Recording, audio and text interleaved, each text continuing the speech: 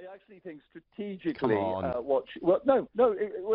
listen, in hindsight, it was a mistake, but the big mistake was that flaming manifesto, which was rotten to the core, which turned on our core support, which was mean-spirited in aspects of it, in the taking away but kids' she must have school approved meals. it.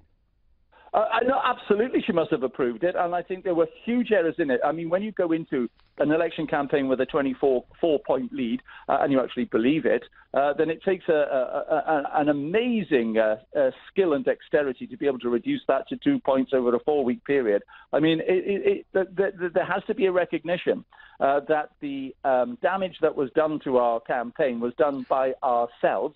Now, we've seen the removal of two of the closest advisors to the Prime Minister. Mm-hmm. When she appoints a new cabinet, there has got to be a change in the style of governance. And I want to make absolutely certain that any new advisors that come in have to recognise that they are not more important than any cabinet minister. And the Prime Minister has got to involve her cabinet ministers from now on fully in policy decisions. Absolutely. And we can blame the advisors, but I have to ask you, I mean, it is a very pertinent question.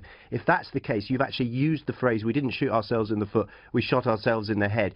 You have to question the Prime Minister's judgment if she okayed that manifesto. No, I do question the Prime Minister's judgment as far as that's concerned. And now she's got the opportunity to show that she's listened to what the members of Parliament have got to say, and that the style of governance is going to change. I mean, I was asked about what most MPs think about Nick Timothy and Fiona Hill, and I said, well, I've got to tell you, most MPs won't be able to recognise them. We don't get to talk to these people, and we are treated sometimes by some of these senior advisors to not just this Prime Minister, but others as well, as an inconvenience and an irritant. Well, they've got to learn that we represent constituents in our own parliamentary constituencies. We come to Westminster, and that they are not more important than the elected members of Parliament, and indeed not more important than the cabinet ministers. And I'd say this as well. I mean, the Prime Minister did end up with 43% of the vote, which was very, very good.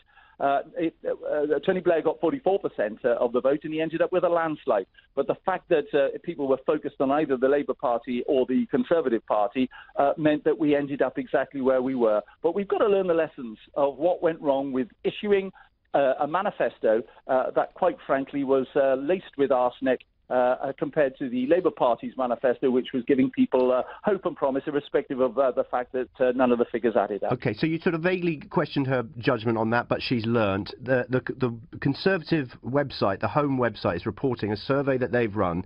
Conservative Home is reporting a survey they ran suggests that 2 out of 3 Conservative MPs would like Theresa May to resign. A, do you think that's accurate? And B, what do you think?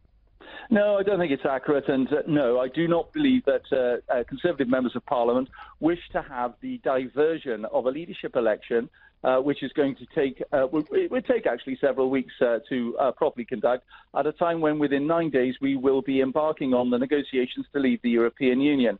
I believe that Theresa May will have the opportunity on Tuesday, when she comes to the 1922 Backbench Committee, which will basically, everybody will be invited, including members of the government, in which she'll have the opportunity to talk about what her approach is going to be to the governance of this country in the future. And she'll have the opportunity, I am absolutely certain, not only to show contrition about the fact that we issued a manifesto that turned so many people against us and cost so many of my friends and colleagues their jobs, and also were in danger of almost putting Jeremy Corbyn into number 10 Downing Street. I mean, the Labour Party couldn't have done that on their own. They had to allow us to give them the gift of that manifesto in order for them to be able to get so close to the power of this country. You didn't, frankly, have the balls to put country before party.